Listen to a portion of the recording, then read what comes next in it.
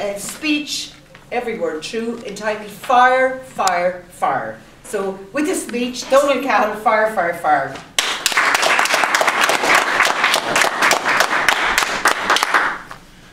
Contest Chair, fellow members and guests. Yesterday, I was sitting at my desk. I had my feet up at the desk, laid back, having massaged my back by a lowly paid officer, getting a really nice one, really happy, when the fire alarm went off. Now, generally the fire alarm goes off for these practice runs. So I simply nudged my colleague, got him out of his slumber. I said, get up, get up! What's going on? Why is the alarm going off? He said, it's a test run, it's a test run. So we sent out the scratch on my back to find out what was going on. Alright?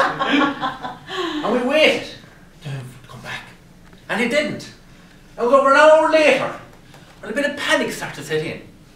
And then I sent out the second scratch on my back. And out they went. And they came back within 5 minutes and shouted the words, fire, fire, fire. Oh my God, the building was on fire. There was a crisis. I had to take my legs off the desk. I had to move. I had to get myself out of the slippers and into the shoes. First time I'd done it in 10 years. I couldn't believe it. I had to take command of a crisis. Now, like any true Irish civil servant, we had to go to the manual first. So I went down to the office and opened it. And I had to find the page where I said to deal with a crisis. I turned the pages. I kept turning the pages. Now the first 80 pages deal with an introduction, and the next middle or so allowances, and then finally, I get to the crisis page. And there it was. It simply says, in the event of a crisis, and in the event of an unforeseen circumstance, you should form a committee! I was excited! This is what I was a master of! And the minute I put thoughts into my head, I had to form a committee. I needed to talk to the union guy.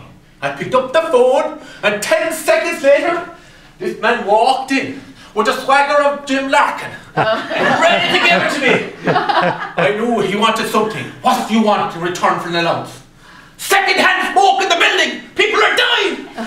Oh yes. So I gave him straight away, and I got my allowance. Brilliant. Now we got my committee together, and we needed a plan to escape this fire. So we put them all together, and it came up with me 3 options. The first option was to use the fire escape.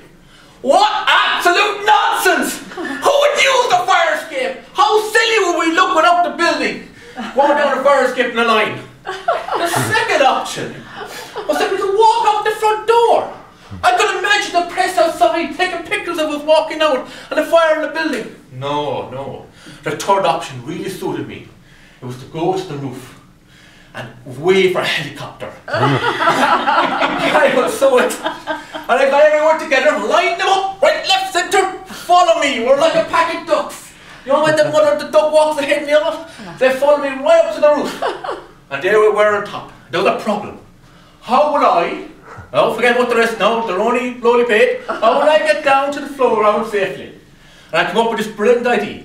A human ladder. Did you ever hear of it? Yeah. Yes. Basically, the first person would go over the wall and hang on. And the second person would go over and hold on to their ankles. And then eventually, we got all the way down to the ground. And I did saw my way to safety. And I got down, right down to the bottom. And there I was, thinking how great I was. I once again had taken command of a crisis. It had been 20 years since I left my desk, put on a pair of shoes. 20 years since I actually had to look at the manual to get my way out of a crisis. And I did it wonderfully. Toastmasters, that's my tall tale. Wow.